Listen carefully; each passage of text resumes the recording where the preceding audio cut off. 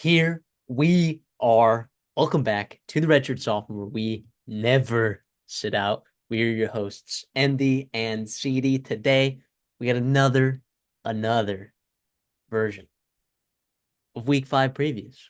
Now, I guess this is a week preview version 5, I guess.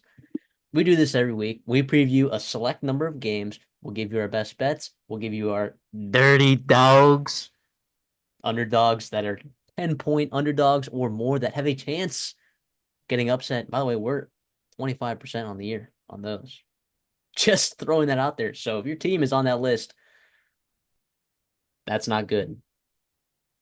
So make sure if you like the content, like the video. Make sure you stick around as well for future videos, our recap videos as well.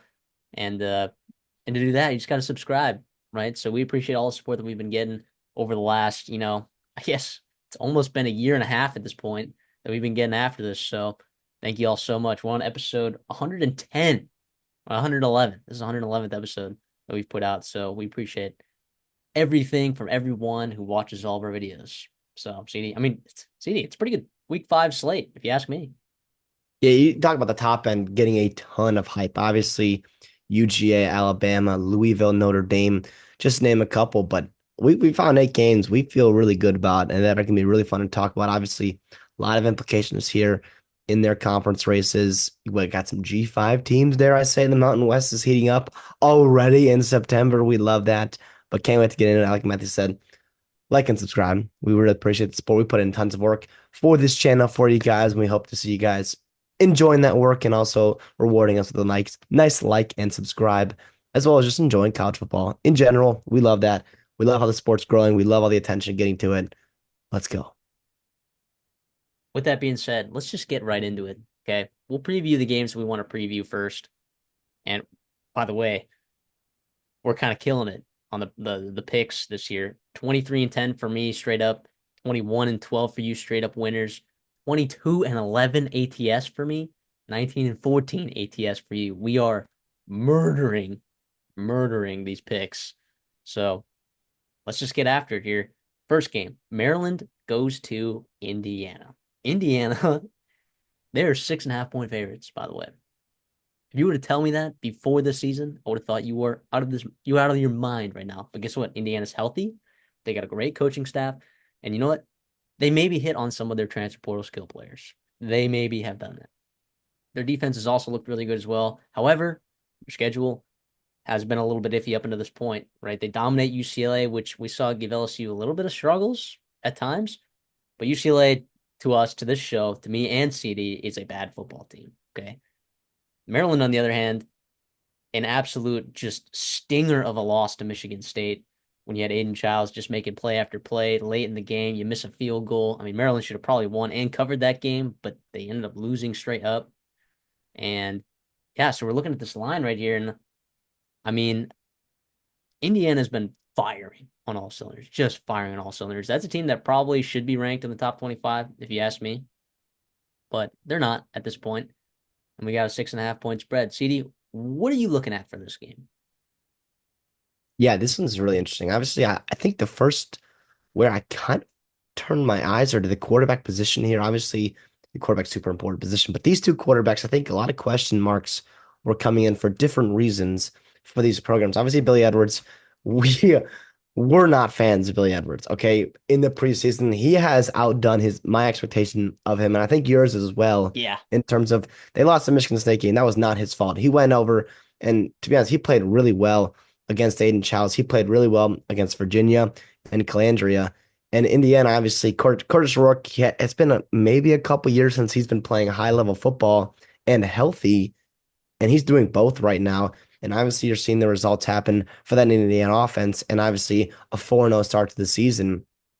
But you mentioned that Maryland little 2 game stretch there with Michigan State and Virginia. They kind of ran into two sides of two really frisky quarterbacks, right? So obviously, Aiden Childs is super frisky, very up and down. When his highs are high, though, he is really, really good. And we saw that late in the game against Maryland. Then we saw, Calandra kind of struggle in that second half, for Virginia. So what are we going to get right? I think Curtis Work, I do think he's going to be a lot more consistent than both of them. I do think he'll be more consistent than Billy Edwards. That's why I like Indiana in this game. I like them at home. I think they're going to run the ball well as well. They kind of got a, trio of backs, but really just two guys there, Ellison and Lawton, that are running the ball very, very well. And I think if you establish a run, Indiana, by the way, has a really underrated group of receivers too, and weapons surrounding Curtis Work. Obviously, Miles Price, Miles Cross, Elijah Sarrett, Omar Cooper, right, just to name a couple. And not even yeah, it's been pretty nice to see. Obviously, Mike Shanahan, no relation to the Mike Shanahan, right? But yeah, I give me Indiana and the points. I'll lay them at home. I think this is where we find out if Indiana, like how good they really are. And obviously, Maryland is not this elite team in the Big Ten, but these are the games that Kirk Sinai was brought in to win. If you want to make a bowl game at Indiana, you have to beat Maryland. Teams like Maryland at home, especially when you're favored by just about a touchdown to do so. I'm gonna fade you. I'm taking Maryland with the points. I do think Indiana's gonna win though. All right, so I'll take Indiana to win, but I'm gonna take Maryland to cover. And here's my reasoning here. I mean, look, Indiana's taking care of the football and taking care of Curtis Work a lot. They are top 10 in they've thrown zero interceptions. They've lost zero fumbles. They've only given up 3 sacks all year. I just don't think you faced a good front seven like we're seeing with Maryland here. Maryland, they forced 6 interceptions. That's eighth in the country. They forced 4 fumbles, which is 10th in the country. So the top 10 in turnovers, right, created. And they've also had 7 sacks on the year. I now pretty penalized team, Maryland. Like they have to clean up their stuff, but so is Indiana sneakily. Indiana's probably a bottom 40 team in terms of penalty yards per game. So if Indiana doesn't clean it up, and look, it hasn't cost them, right? Because they've played UCLA, FIU, Western Illinois, Charlotte. Like it hasn't really caught up to them yet, right? But when I'm looking at these margins, what is Curtis Rourke going to do against a legitimate Big Ten? Like Maryland's defense is pretty solid. Okay, I know Yeah. through the air they've been pretty susceptible to some damage, against Aiden Childs, uh, in particular. But that was more so late in the game. Look, I think Maryland could win this game, and but if Indiana goes out there and beats Maryland by 2 touchdowns, I'm ready to say that okay, wow. So Illinois, Indiana, Nebraska are pretty legit. That would be the summary that I'd get. Okay, that's your second tier of the Big Ten. As we because every year, your tier one looks like in the Big Ten, right? But what does that tier two look like in the Big Ten? And then what does your bottom of the Big Ten look like? Um, I mean, if Maryland loses this game, I'm not gonna hold it against them because Indiana's looked fantastic. But I'm looking for Indiana. I'm looking for Curtis Ward to turn the ball over, which, historically he's done an okay job taking care of the football, but at times he's been susceptible to throwing costly interceptions. And Maryland's good at capitalizing on them, as we've seen these first 4 games. So yeah, I'm once again taking Maryland. I don't know if I'm just trying to my preseason inclination was that they were going to be pretty decent this year, and I'm not ready to let go of that quite yet. But that's what it's going to be for me. I'm going to take Maryland plus 6.5. I mean, I do think it does help that it sounds like Donovan McCulley is getting more healthy. Obviously, he got hurt in week one there, and he could be a guy he is a guy that is a legit mismatch, right? 6'5", just about. And the reason what gives me faith about Indiana and taking them is I think even if they start out slow, I still feel good about them to recover. On the other hand, Maryland, I do think like Roman Hemby, first of all, very good football player. He has to get going and going early. If you start getting to a negative game script, right, that could be where some of the stuff kind of falls away from you, right? And that would be the worrisome, obviously, for Maryland, putting too much on Billy Edwards to make him obviously make a tough mistake on the road there. And yeah. But listen, Ty Felton, good football player for Maryland.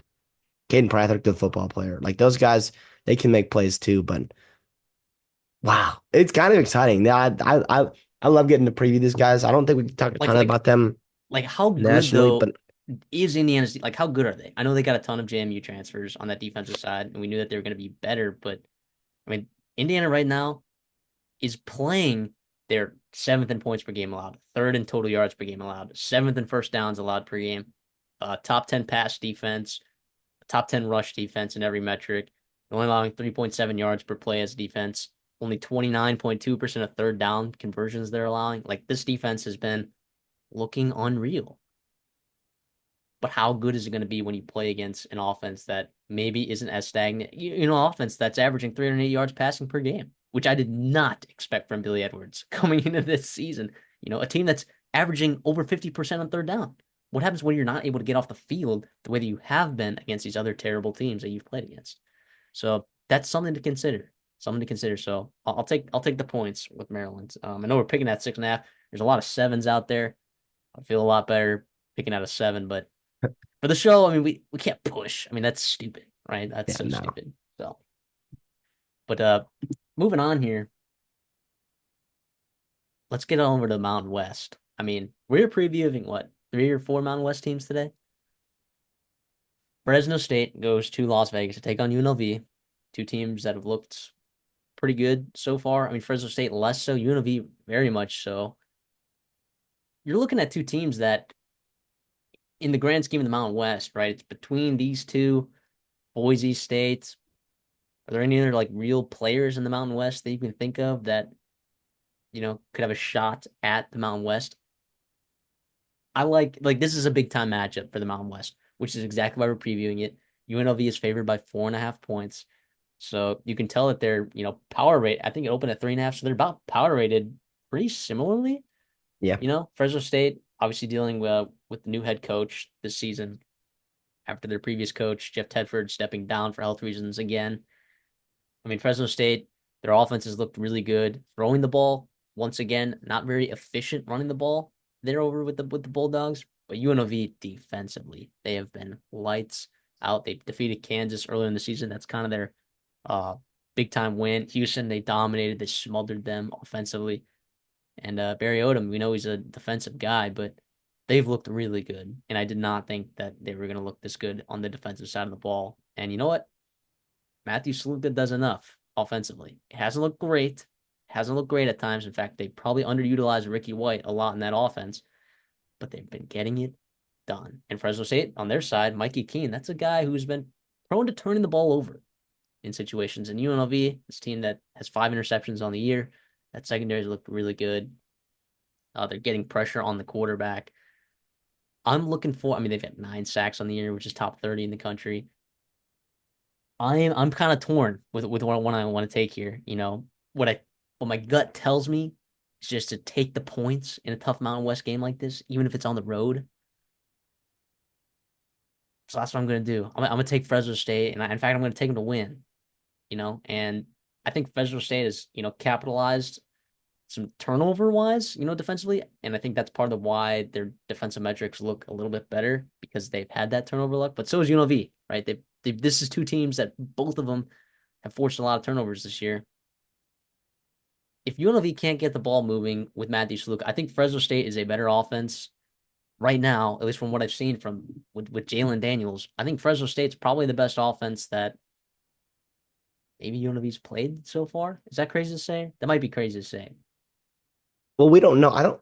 The problem is with the Cardinals, like, we don't know a ton about them offensively. I don't think because first of all, New Mexico State is terrible.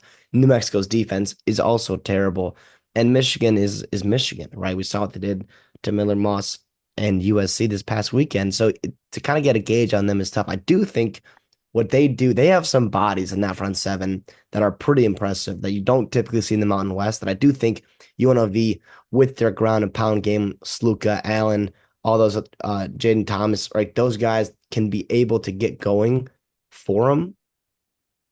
But that is my only concern. However, I do think Fresno State is a little bit susceptible at times to the QB run. Devin Dampier is frisky, very frisky. He had almost 70 yards, and it was turnovers that killed them early in that football game. Otherwise, it could have been a game in that second half. We predicted New Mexico State as one of our upset teams just because of how freaking explosive they are with Dampier back there. And obviously, to beat Fresno State, they would have had to play a pretty flawless football game. I'm going to go UNLV. And I think they get done. I think being at home is huge for them. I think they can run the ball, control the clock. I think they can give Fresno State a little bit of problems with Sluka. And damn, man, it's gonna be an interesting game. It's gonna be a really, really interesting game. I wonder if this is the game where they open up a little bit with Sluka, or they have to, because what happens if Fresno State just stymies them? Right, that's where you start getting concerns. You as a UNLV fan, because where's Ricky White been? Right, where has some of these receiving weapons Yeah. that you have been? Right, a little bit of a non-factor in some of your big time games. It could be interesting. It could be. I've been flip flopping on this all the last couple of days just because I really don't know. I really don't know. Um, wow, that makes it so much fun. Makes it so much fun in the Mountain West there. Obviously, Barry Odom, really good staff there. It'll be interesting. Mike Keaton's a freaking good football player, though. He really is. But at this point, I'm just going to go home team, and I think they're going to run the ball better than Fresno State will. And I trust their staff defensively a little bit more. So I'll just take UNLV and kind of live with that. But I can see it going either way. Absolutely. And by the way, too, like you said, this is huge, huge college football playoff, right? Mountain West championship implications. We think Mountain West Conference may be one of the stronger conferences in college football in terms of the group of five, just because what you have at the top end, how they did in the out of conference games, and the coaching talent, honestly, in this conference here. Look, and like you said before, with some of these teams, we don't really know much about them, right? These lines aren't exactly sharp yet per se. So it's kind of hard for me to find an edge, I guess. But if you're just gonna give me the points, I'll take the 4.5. But in this scenario, I'm not fully bought in on UNLV. I don't know why that is. Like when I watch them play, I'm not fully sold that they're really, really good, you know? And could be recency bias too, because Fresno State's looked pretty good the last couple of weeks. But yeah, I'm gonna take Fresno State 4.5. I'll take it and win straight up. So back to back fades from us after a week of us being on every single spread and winner together. So it is what it is. But maybe that changes here. Louisville travels to Notre Dame. All right. Bit of a bit of an intriguing line right here. What we're staring at is Notre Dame is favored by 5.5 points. Actually, 6 in most places, but you can get a 5.5. And we're gonna pick. Obviously, we're not gonna play to push. Okay, we're gonna take the hook so we can possibly have a winner here. But 5.5. All right. I like Louisville. I do. I know it's on the road, but the reality is they've been playing way better football than I think Notre Dame has. I know they killed Purdue, but Oregon State just killed Purdue. Purdue's just terrible. All right, we know that for a fact. If look, Jeff Brom diced up Marcus Freeman last year, just diced him up, and I think they have a better quarterback this year to do that. I think Louisville offensively, the talent. If you get Colin Lacey back, that's a big deal. Not sure if he's officially coming back this week, but that would be a big deal. Defensively, Louisville's looked great. I know Louisville's schedule hasn't looked awesome either, but yeah, I know this is 3 straight road teams for me that I'm taking here, but I'm gonna take Louisville to win, and I'm gonna take them the plus 5.5 here. I don't like the fact that Notre Dame is so dependent on running the football, and I don't like that Riley Leonard can't use his arm to get himself out of trouble. Right? If they get down, it's going to be interesting because one, Jeff Brom's going to want to absolutely step on their throat, you know. But sometimes Jeff Brom has bad games where he doesn't dial it up, you know. But against for the big games, I like Jeff Brom in the big games, you know.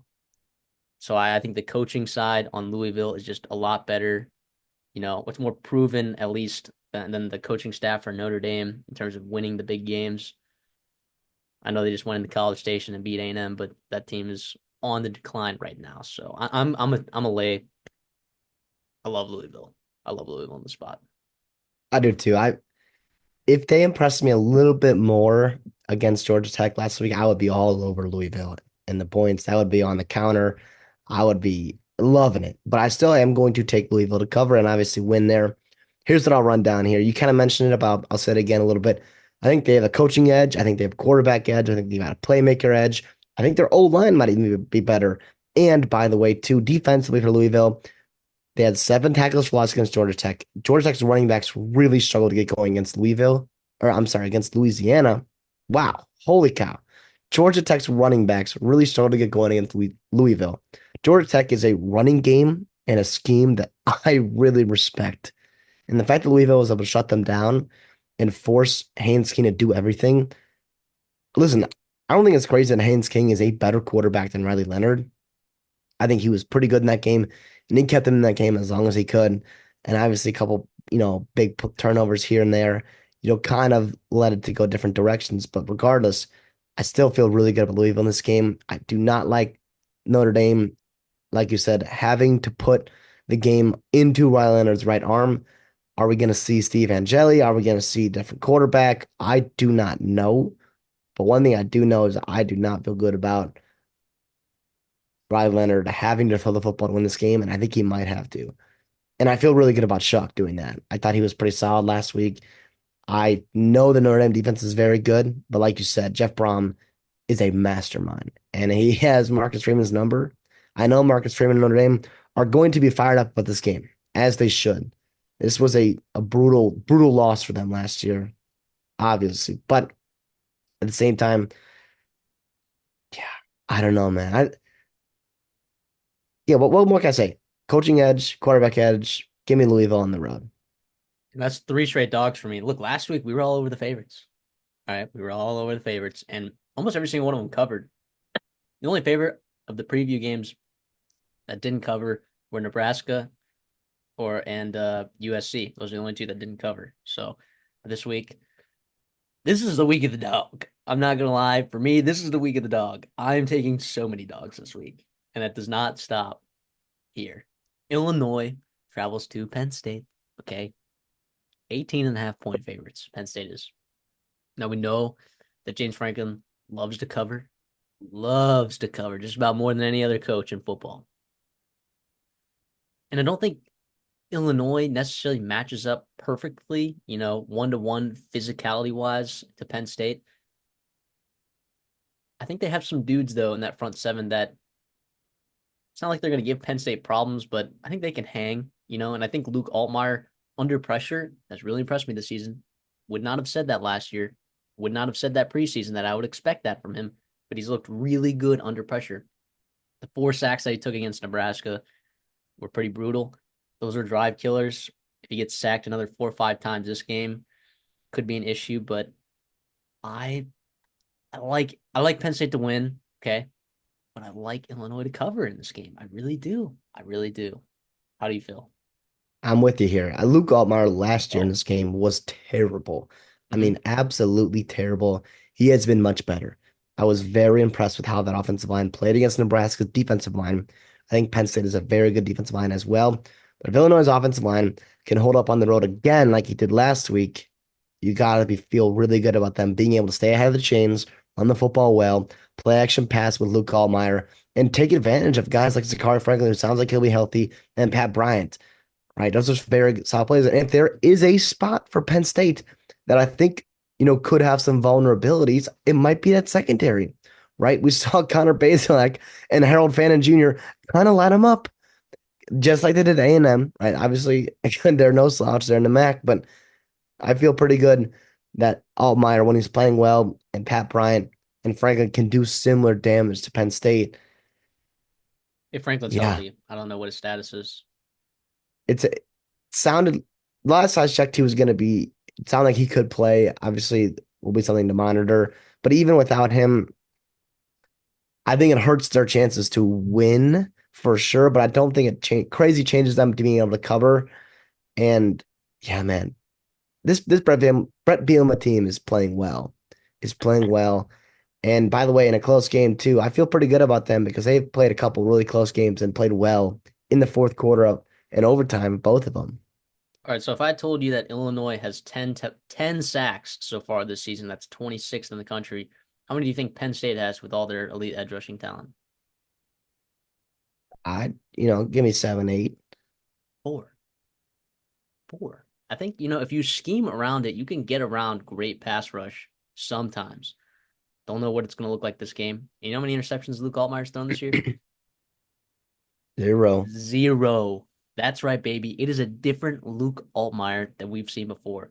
So yeah, is this another road dog? Absolutely. Am I going to be taking another road dog? Yes. Give me a 4 for 4 on the road dogs right now, which is kind of scary. I'm not gonna lie, that's kind of scary. It's just what I like right now. It's just what I like. Um, Can I ask you real quick? yeah. Drew Alar versus Luke Altmaier. Who's a better quarterback? See, and here's the funny thing. I would have said, you know what the value of Drew Allmeyer is, or Drew Aller is the fact that he takes care of the football. And who is taking care of the football better than Drew Aller this year? That Yep, is exactly. Luke Altmaier. Now, has he seen? Actually, yeah, he has seen defenses that are really good. Kansas, that secondary, that's a great secondary. Nebraska Super has opportunistic. super opportunistic secondary. You got Nebraska, still didn't turn the ball over despite getting sacked 4 times. Or didn't throw an interception, I guess. I'm loving Illinois in this spot, man. I'm loving Illinois. Can they stop the run? Can Illinois stop the run? I don't know. I mean, so far they're only letting up 3.5 yards per carry, and that's to a Kansas team who Devin Neal did run for over 100 yards, but for the most part they kind of kept the explosive run game in check. So I just like Illinois in this spot, man. Plus 18.5. That's a lot of points. That's so many points.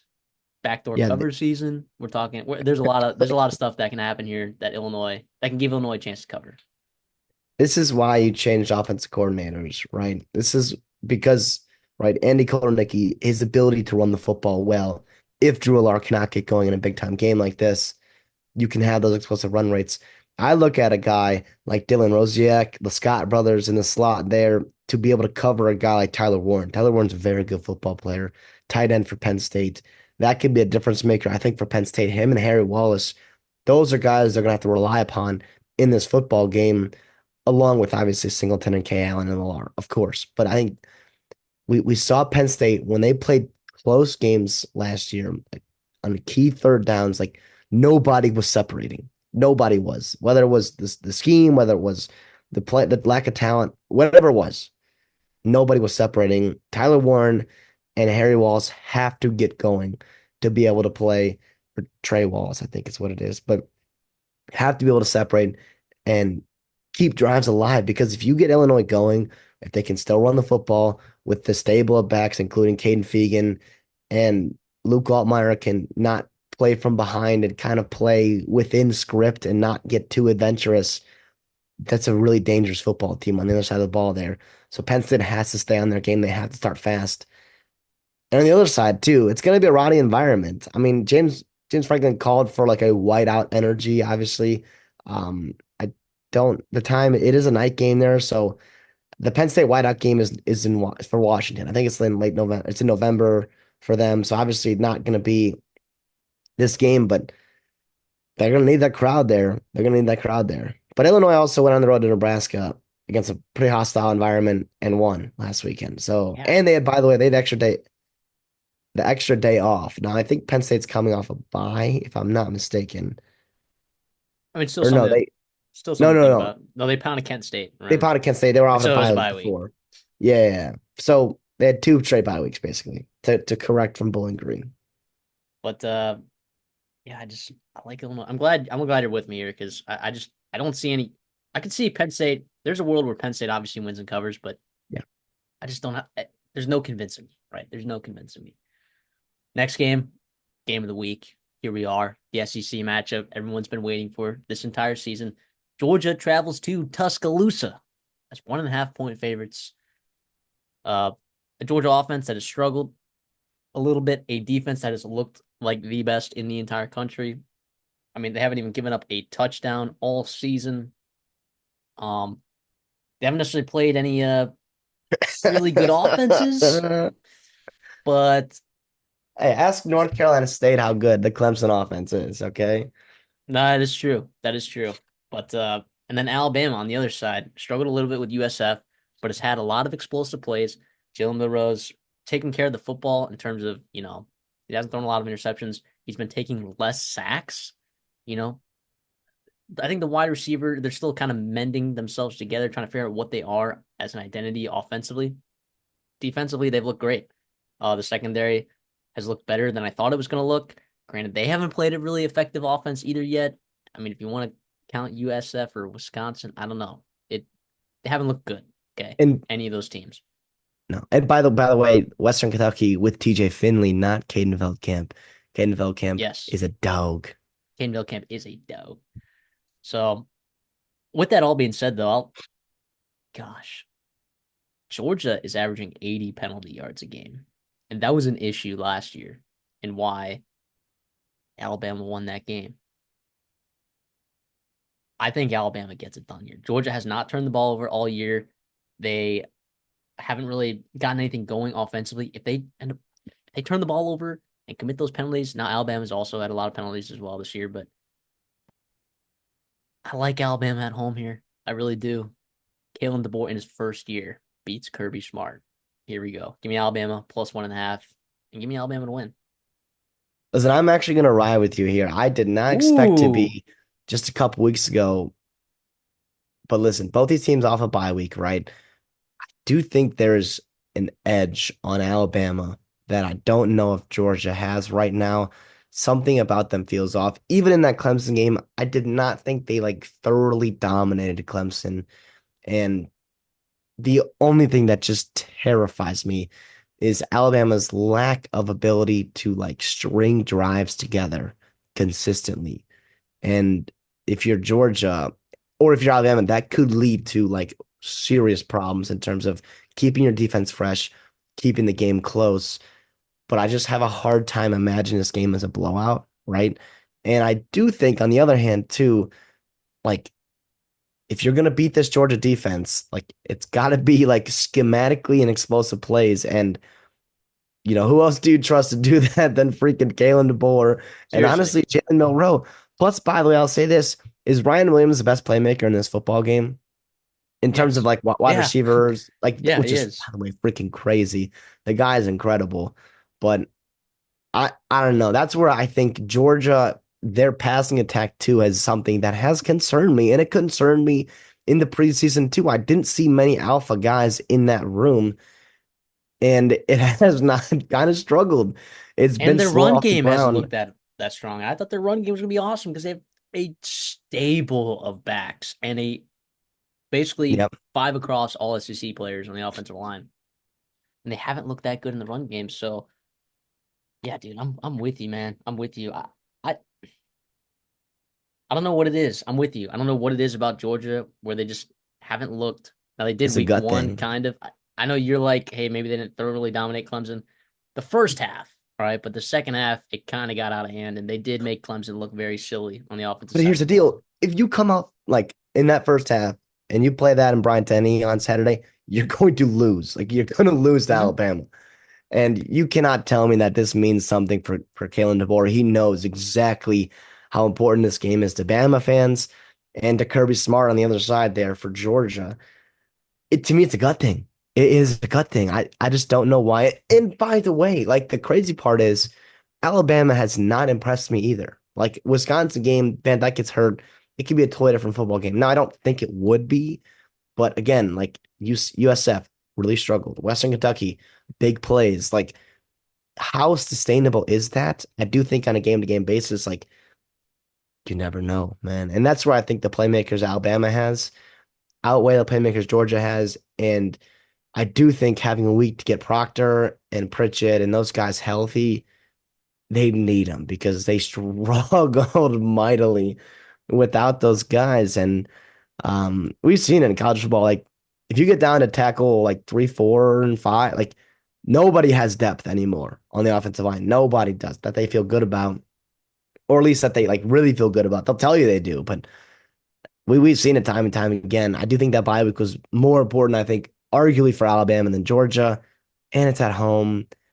By the way, it's just gonna feel weird. It's gonna be on ABC, and I love Yeah, it's Chris Fowler and Herb Street, but and listen, I don't love Danielson, and no, no. I don't think he's very good, but I miss those times. I'm sure Herb Street and ABC's and Fowler are super pumped to have this game because what a treat, by the way, what a treat. Here's what I'll say too, and this will be one of the last times that, well, maybe not. I can't promise that. The damn 12 team playoff, okay? Like this game would have so much urgency in a 14 playoff, right? Because of how Like the lack of margin for error for either of these two teams, especially with teams like Texas and Ole Miss and Tennessee playing well. Like if one of these teams loses, that one loss could cost you the conference race, and there would be just so much, added pressure to it. Yeah, that's all I'm gonna say on that. Yeah, I agree.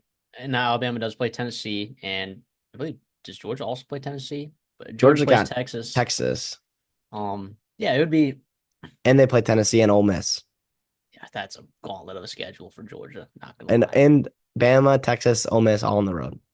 Jeez, that's crazy. But yeah, give me Bama. If you want another treat, let's head over to the Mountain West, where Boise State travels to Washington State. Or no, Good this old, is in good old Boise. poll. This is in Oh, it's in Boise. Boise. Yeah, yeah. The Mountain West plays host to the Oh, Pac-12. I guess I had it written down wrong. Well, either way. Okay, so now I guess that better for Does me. it change? No, no, it Wow. actually is. It's better for me. All right. Boise State's favored by 7.5, and Washington State has looked garbage on the defensive side of the football. Garbage. And Boise State, look, they haven't looked great either, but a lot of that's they're metrically kind of skewed because they played Oregon, right? Now they still haven't looked amazing in the other games, but you get what I'm saying here. Um, yeah, they're Washington State's letting up almost 5 yards per carry. What do you think Ashton Janty's going to do this game? And Washington State, it's not like they can go down like they did against San Jose State and then come back. Like Boise State is going to just continue to run the football. They lead the country in yards per carry, the third in the country in yards per game. They've had 15 rushing touchdowns. Janty is unreal. He's that dude. Mathematics. I mean, Mad Max. He's all right too. I like Boise State in this spot. I love Washington State, and you know what's funny is that this game actually has college football playoff implications. So that is the light in the dark, right? We saw the dark where the Georgia Bama game maybe a little bit devalued, I guess, in a sense, because both those teams can still make the playoffs. Whereas, like, the winner of this game has a chance to make the college football playoffs. The loser does not. That's the reality of it. And I guess I said it was a Mountain West matchup because Washington State's, playing Mountain West schedule, whatever. You get it. It's not a conference game for Boise State, but regardless, you can't have two losses as a G5 team and make the college football playoffs. And if you're Washington State, the rest of your schedule looks pretty decent, and you could potentially run the table here. Um, yeah. But with that being said, give me Boise State to cover -7.5. Yeah, I hate fading the Cougs. I hate fading Jake Dicker because every time I do, it comes back to haunt me.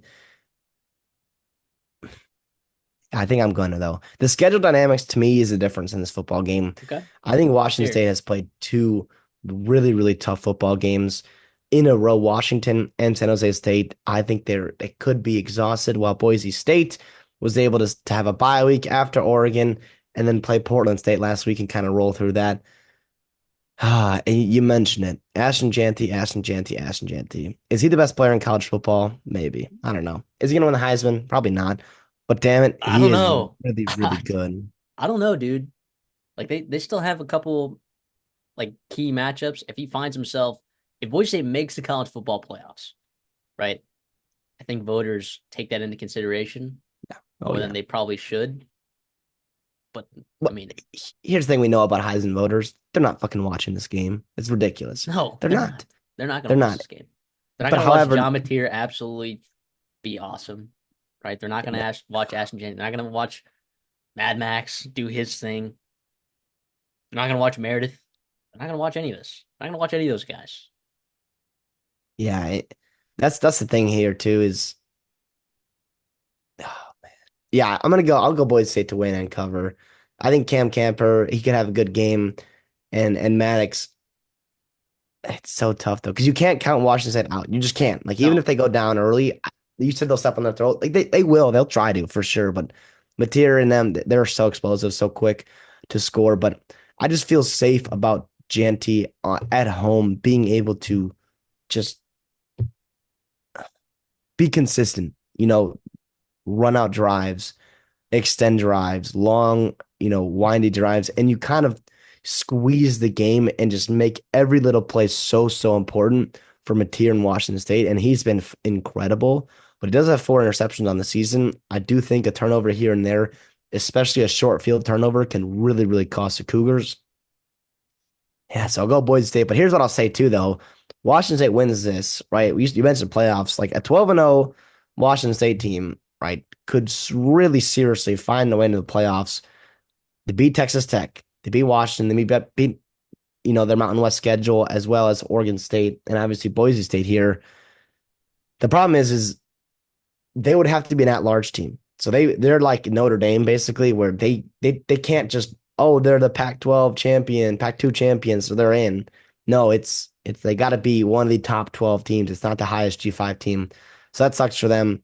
But I listen, I hate to see not the Cinderella run, but this kind of, really, really fun run of Jake Dicker and the Cougs come to an end here for Boise State. But I think it does. Being at home, Mad Max being able to take care of the football, GNT running the ball, and all those playmakers in that secondary for Boise State. Let's see it. Let's see it. Let's go back to the Big 12 now. I believe Colorado's traveling to UCF. Did I get that right? I mean, UCF is 14.5 point favorites for really good reason, by the way. They have a fantastic defensive line. Okay. Colorado, did they beat Baylor last week? Sure. Absolutely.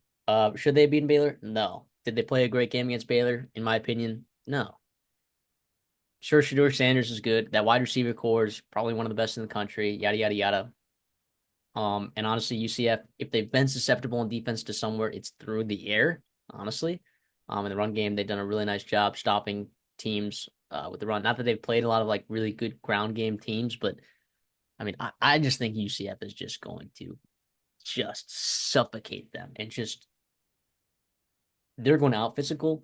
They're going to outrush. They're going to the time of possession difference in this game might be monumental. It could be like 37. Was that 37-23 is what that would be? Time of possession differentiation there.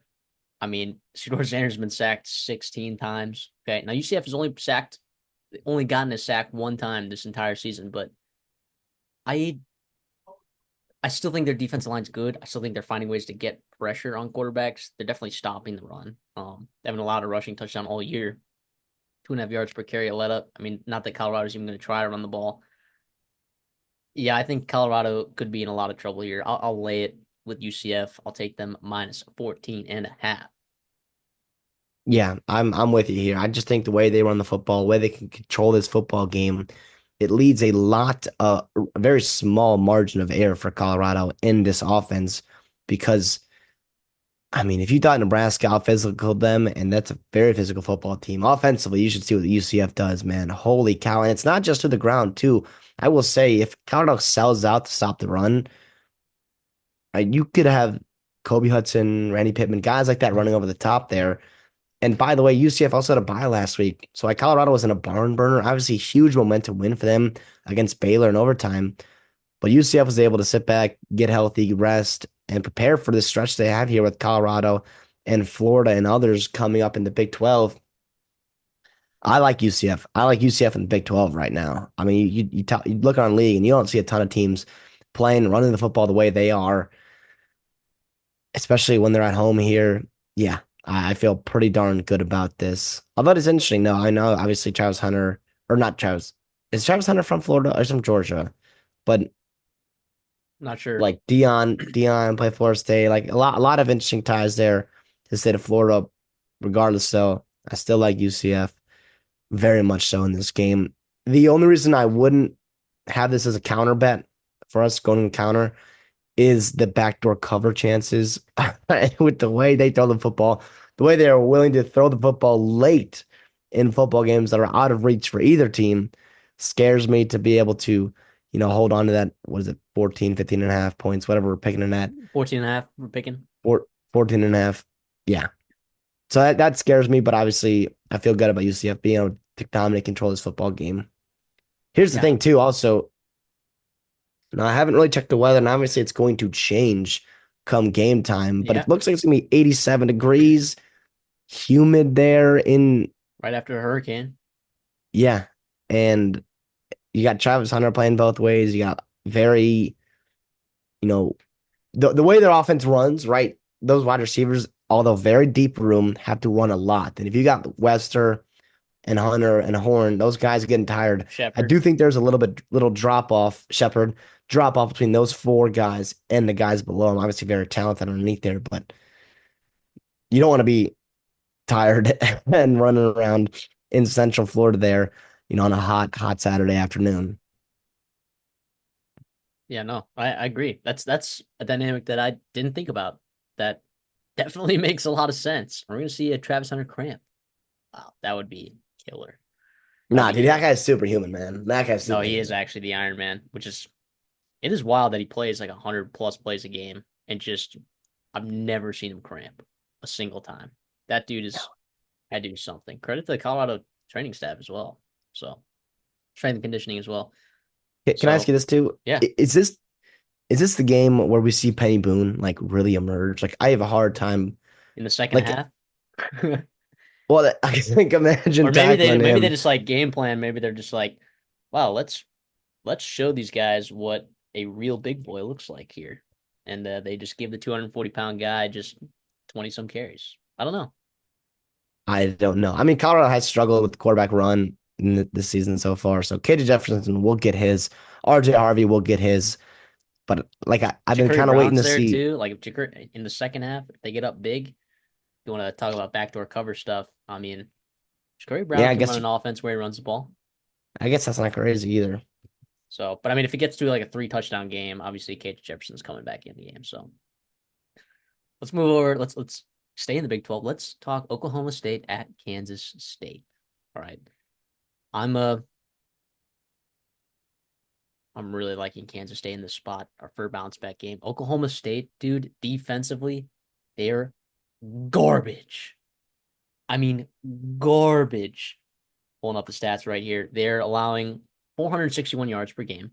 They're allowing 22 first downs, which is 114th in the country, over 280 yards passing per game. They've allowed 180 yards rushing per game. They're allowing 6 yards per play. And I know a lot of this came against Arkansas, but I don't think it's just Arkansas. You know,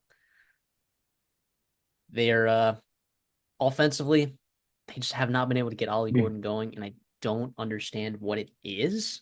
I really don't. And I guess Kansas State, we saw a linebacker for BYU have success in the ground game, but no one else really. Kansas State only letting up 2.8 yards per carry on the season. Offensively, they haven't been able to throw the ball, but look, if Oklahoma State's going to let up 4.5 yards per carry, DJ Giddens is going to say, "Hey, my turn. All right, my turn. All right." He's going to go in there. He's going to absolutely dominate. Avery Johnson as well as I see him being on the ground serving as a big deal. This line has dropped from 6 to 4.5, and I can't believe it. I can't believe it. I'm in shock. If this drops any further, I might have to throw it on my board. No At kidding. 4.5. It's at 4.5 now from 6. So I might be just be on the lookout. I'll post on Twitter, but this might be added to my board. No joke. Because I don't understand how give me At Kansas State to home. win, Kansas State to cover. You're Like these are not This is a crazy overreaction. This is a crazy overreaction. People box score sniped Oklahoma State and Utah. People box score sniped Kansas State and BYU, which obviously BYU thoroughly destroyed them there. But turnovers, right? It was bad. Third down efficiency, like it. Okay, listen. I guess Vegas knows what they're doing, but maybe we could take advantage here eventually. yeah, well what are you're taking Kansas State as well, I'm assuming? Yeah, yeah, absolutely. I like you said. I look at the way Arkansas thoroughly just cut right through them the all game. And if you're telling me Taylor Green, Jaquin Jackson, like I see similar kinds of guys there with Avery Johnson and DJ Giddens, Dylan Edwards, and that running game of Kansas State. If there's one thing we know about them, they're going to be running the football. And even against BYU, you couldn't get Johnson going through the air, but Giddens got going on the ground a little bit. Obviously, some concerning things have happened so far for Kansas State, but I do not think this will be the game where those trends continue.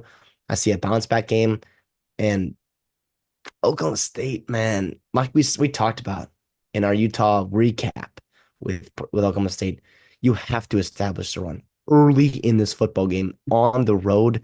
You cannot have Alan Bowman or Garrett Ranger or Rangel, whoever you want, whoever's back there trailing and trying to play catch up. Even though I really like Presley, Owens, and Stribling, those are not the quarterbacks to do it. This is not the offense to do it. And by the way, you mentioned it too in our previous video. When are these 6-year seniors for Oklahoma State going to step up and start just road grading like we saw them open up holes last year?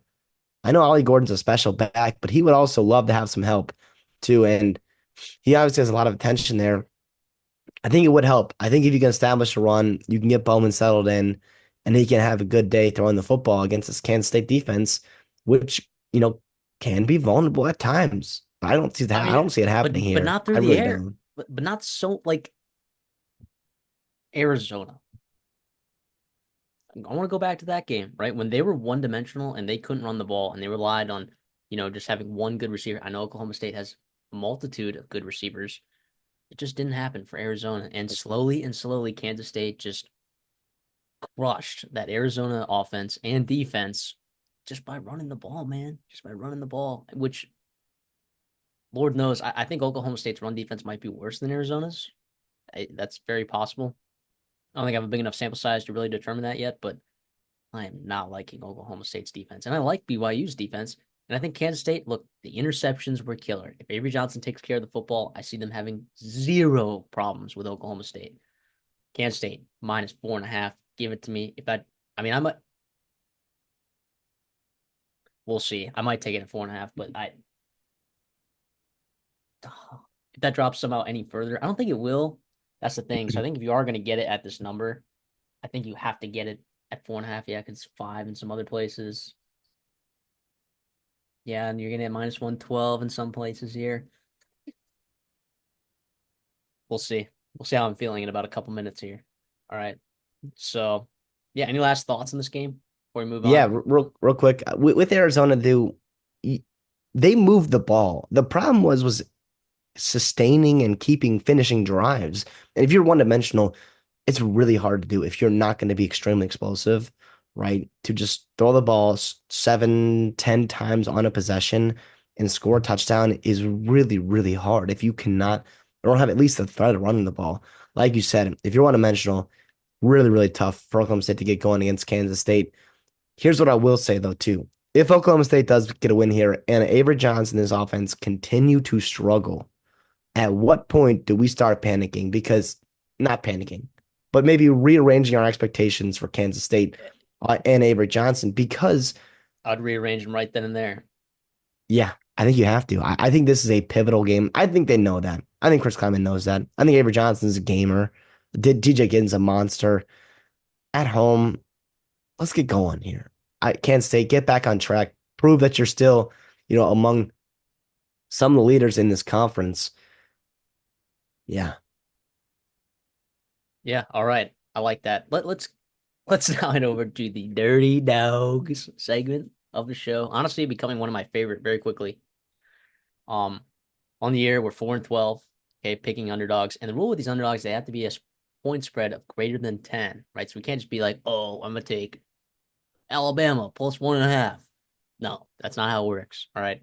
These are big boys. These are big boy spreads, teams that potentially we're seeing as undervalued. And there's a lot more of them early in the season than late in the season. So I think that's part of the reason why we've had the success that we've had. But I mean, 4-12 with up 2.65 units. Now, to be clear, we use units as a way of tracking how we do. We don't actually bet on the dirty dogs. The bets come for the best bets, all right, at the counter. All right, we'll get there in just a second here, but we got 4 of them, 2 from each of us. I'll lead it off here. Akron +385 against Ohio. I know you're going on the road and you're thinking, what? Akron's terrible. What has Ohio done besides beat South Alabama that's made you think, oh my gosh, they're absolute world beaters right now? No, they, And they didn't. if I'm not mistaken, was Gio Lopez not playing in that football game? I don't think he was. I don't think he was. So I'm like, when I look at Ohio, I'm not seeing the defensively, Ohio's look really good. Okay. Well, I shouldn't say really good. They've played against some teams that are solid in their own right, but for a MAC team, right, they're not bottom 30 defensively in the country, which is, you know, kind of a big deal in the MAC. Whereas Akron, they've just played some really. We don't know what they look like. They played a Rutgers team that's looked really good. They played a South Carolina team that defensively we know smothers teams. And against Colgate, I know it's Colgate, but Ben Finley looked pretty good. I think that there's just some max stuff going on here. Kind of like Akron in this spot. I don't hate Ben Finley at quarterback. Um, they've thrown the ball okay at times, and if you're gonna get Ohio, it's probably through the air. Who's led up 250 yards a game through the air and 5 passing touchdowns. So I kind of like it at plus 385. I don't hate that at all. I don't hate that at all. I'm gonna move over to the Big Ten here. In a game we previewed, I'm gonna go Illinois over Penn State plus 650, bro. What's that value there? Give me that. I think that the value here is too good to be true. Now, when we picked them earlier in our preview, right? I took Penn State to win because I don't get any value in that. I don't get plus 650 for Illinois. It's just, one win or not. Obviously, Penn State has a good chance to win this football game. Duh, no duh. But damn, man, there's a lot of paths to victory for Illinois to win this game. A lot of paths that have been almost proven in this season that either team, I think, can either struggle to stop the pass as Penn State can, or Illinois being able to create explosive plays defensively, right to the air, and also offensively. Yeah, even on the road here, hostile environment. I love this. I think Luke Altmaier might be a better quarterback than Drew Lar. I think the coaching matchup is going to be something super, super intriguing. And dang, man, Illinois has impressed me physically, how they have played against the run, against certain football teams. And let's go. I think it's going to be a great game here. Plus 650s, great value. I love it. Yeah, I love that pick from you. And folks, we draft these before the show, so we know each other's picking, but we do have a draft of sorts. It didn't used to be like that. I used to just take all the good ones and then left Christopher the crumbs, but we draft them now. So, and with a third pick, I mean, I took a South Alabama plus 900. Are you Love kidding that. me? They're playing against LSU, all right? And now, do I think LSU might put up 40 points on South Alabama? Yes, I do. Could South Alabama put up 41? Also, yes. All right. I know I just kind of dogged on South Alabama or Ohio's win over South Alabama, but the reality is LSU's defense has been pretty susceptible to the pass this year. And Gio Lopez, you know, when we talk about G5 frisky quarterbacks, he's on that list of frisky quarterbacks, and LSU just hasn't impressed me this year. They really haven't. They kind of did against USC. I thought their defense looked a little bit more improved than it did the year before, but as we've gone on, I wasn't super impressed with their performance against UCLA. I wasn't impressed with their performance against Nichols. Nichols of all school. I mean, if you're not good against Nichols, all right, what happens when you get dimed by Gio Lopez? So I'm just give me South Alabama plus 900. Oh my gosh, if we hit that, I mean, we're set for a couple weeks here in terms of units. But yeah, love it, That man. would I listen, that was one I was going to absolutely do. We talked about our draft in this. Yeah, that was going to be mine. The value there is incredible. Fluff Bothwell, a guy getting a lot of attention on Twitter right now. He's a monster. He's the best running back in this football game. I think without a doubt, right? I think it's better than anything else LSU trots out there. We'll see if I get proved wrong there, but yeah, in terms of there's a certain formula you have to win, you have to have in order to win against extremely talented football teams, and I think South Alabama has that. You mentioned with how frisky they are offensively. Last one here. I'm going to go Western Kentucky over Boston College. Western Kentucky at plus 360 right now. I think schedule dynamics play a factor in this one. I think the talent Western Kentucky has offensively plays a factor in this one. Boston College is off of two really tough games in Missouri and Michigan State. They come back home and the middle of it. It's the game before two road games. And sometimes, people talk about, the end of a two-game road trip can be tough. I think part of it is like the look ahead here. Boston College is feeling pretty good about themselves, and you cannot overlook Caden Veltkamp. As soon as he's been inserted into the starting lineup, they have been a different football team. They went over and they beat Toledo last week. Toledo team that just stomped Mississippi State a couple weeks ago. And, Veltkamp, what he did in that fourth quarter was incredible. Very, very inspiring. I like this here. I think they're going to have to play a clean brand of football. and Veldkamp is sometimes scary with that. But listen, I think they can do it. The only thing that concerns me is stopping the run, right? The quarterback run specifically. But however, I still feel like they can get it done. It was slim pickings at the end here, but listen, they can do it here. The Hilltoppers, why not? I mean, to be fair, it is. When I was looking at these games, I think the four that I had were actually these exact four. So yeah, I don't blame you for taking Western Kentucky in that spot. Just because, like what else is there, right? I mean, there's not a lot that I personally like. I mean, it's like they're gonna take Middle Tennessee State over Memphis, probably not. They're gonna take Michigan State over Ohio State, probably not. Houston over Iowa State. I like that a little bit, but yeah, I just And the trees over going across the country over to Clemson. We say that yeah, though, and there's going to be a big time upset this week. We yeah, hope it's in our yeah. time. We hope it's in our four. We hope it's in our four. We hope it's multiple. Multiple would be crazy. How about plus nine plus 900? Yeah, plus plus 900 would be um pretty awesome if you ask me. Pretty awesome. Let's head over then. Speaking of awesome, let's head over to the counter where we just absolutely murdered last week. We combined, we went 9-1. Yeah, 9-1. You have I believe you told me before, so you have five bets. I told you that I had four. I actually have five now. I've got six now. Let's go. All right, let's get that one Listen, out of the we've got. way. I think we have a We'll couple lock agreements here. We were talking before the show here. Yeah, we'll go But yeah, back you and forth. whip it out I'll for let us. you go first. Well, okay, All let's right. see. We'll get the first round of the way because everyone else knows who's listening to the full show knows what this is. Kansas State minus 4.5. Enough said. The And line moved. I love that. yeah, just ridiculous value that we're getting right there. In fact, once we get off this recording, I'm going to go ahead to the counter and let them know that I'm going to take their money at gunpoint. Be like, hey, give me Kansas State minus 4.5. Here we go. Um, yeah, so I'll add that to your board as well. Gosh, I love our boards right now. Love our boards. All right. Give me your pick then. I'll let you start it off. Listen, we were both at Huntington Bank in Minneapolis last weekend. We knew exactly what Iowa did running the football against Minnesota and what North Carolina did against Minnesota running the football. Michigan minus 9. First of all, who is betting that down? That is wild. It's open at what, 10, 10 and a half.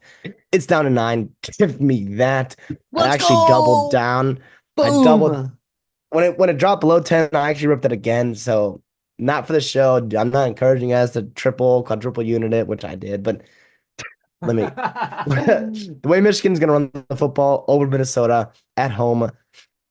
Yeah, don't even. Are you telling me that this game is under a touchdown, neutral site, or under a touchdown, well under a touchdown, almost a field goal at Minnesota? That's ridiculous. I know it's a little bit of a reaction for me with how they played last weekend, but the way the identity that Michigan provided last week is going to rip through Minnesota. Yeah, 1 billion. I'm with you for every reason you said. Since I had the same one, I'll let you pick.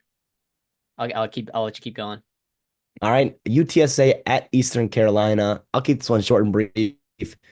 UTSA is not a good football team. I think Jake Garcia is pretty awesome. ECU minus 4. Give me that. Boom! I'm with you as well. Let's go. I mean, this feels really good. I don't love ECU as a team, but I really do not like UTSA. I get it. Jeff Traylor. Oh my gosh, they stink right now, and I am not willing to. I'm definitely not willing to bet on them, but I will certainly bet against them. They are one of the Especially on the worst road. performing teams in college football relative to their preseason expectations, in my opinion. And I kind of saw that coming a little bit. If you listen to the show, little tidbits here or there from us, but yeah, I like East Carolina in the spot minus 4. I'm with you. Let's go. You keep going. How about Navy minus 2.5 on the road at UAB? UAB, again, another American team that's just not very good. Okay. Terrible. Love Jacob Zeno, right? But they're not very good. Hate Trent And the way Dilfer. Navy can just run the football, we know they can. They're going to run through UAB. I feel really good about this. 11 a.m. kickoff. Yeah. Get UL Monroe just absolutely dominated They actually didn't dominate, but I mean, they kind of did a little bit, a little bit. I mean, it was embarrassing. Lou Monroe is one of the worst teams in college football. they ran for 200 yards. Yeah. Ran for 200 yards. So for me, yeah, I'm with you for all the same reasons. I'll let you keep going. All right, number four here, Wisconsin at USC. Give Or me number USC five is minus. your fifth play, I believe. Oh yeah, I guess because of Kansas State. Thank Yep. you. Wisconsin at USC. I believe the line moved from when I originally wanted it. What is it at now? For 15? 15 and a half.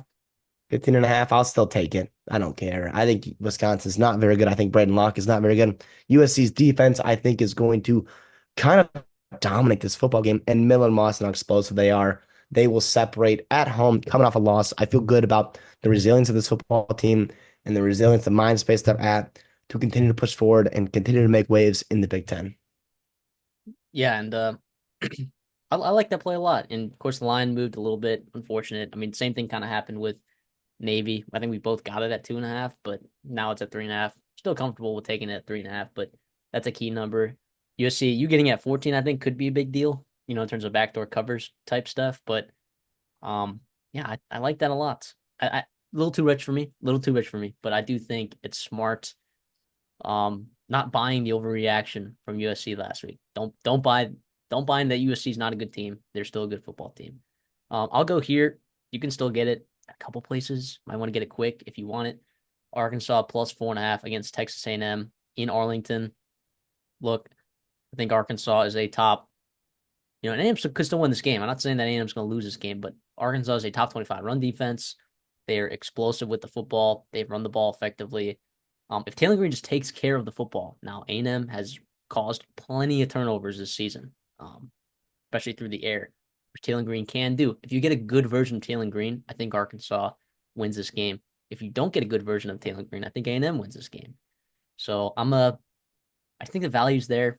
I like Arkansas plus 4.5. I'm just gonna go ahead and take it. It just another aspect of that too. Bobby Petrino's played against Mike Elko 3 times. When Mike Elko was at Wake Forest, I know it was Wake Forest, but Mike Elko in those seasons had like top 20 defenses, so it's not like there were any slouches. And Petrino, I think, averaged like 209 yards on the ground against him in those 3 games. So I think that there's a chance that if A&M doesn't throw the ball, which they haven't thrown for over 200 yards in 4 straight games, which is the first time in this millennium that that's happened in the same season. I don't know if A&M's going to win this game. They just can't put the ball in the air. So I'll take Arkansas plus 4.5, and that is my last one. So I'll pass back to you. Yeah, last one here. Cincinnati on the road at Texas Tech. Give me Cincinnati plus 3, I think it's at now. Um, yeah, I still like it there. I think this is a little rich. I think it's a little bit of too much money going on Texas Tech here. I think a little overreaction after beating Arizona State and North Texas. I don't know how good either of those teams really are. Good enough to And cover against Wyoming. we loved, yeah, well, first of all, yeah, I'm not gonna say it, but regardless, the only thing that worries me is Pittsburgh and what they did in that second half, throwing the football with Mumfield and Reed, Texas Tech with Morton, Kelly Eakin, those guys. They have a talented talent. Even Jalen Conyers at the tight end. That's a talented room there. And obviously, the way they got Taj Brooks going on the ground the past couple weeks, I still feel good about Cincinnati here. I think they're getting healthier. They're playing good football. I can't believe that under Scott Satterfield. I've been riding them the past couple weeks. I think it's 2 weeks in a row. Let's make it 3. Love it. That's our board. To recap, Kansas State minus 4.5. Agreed.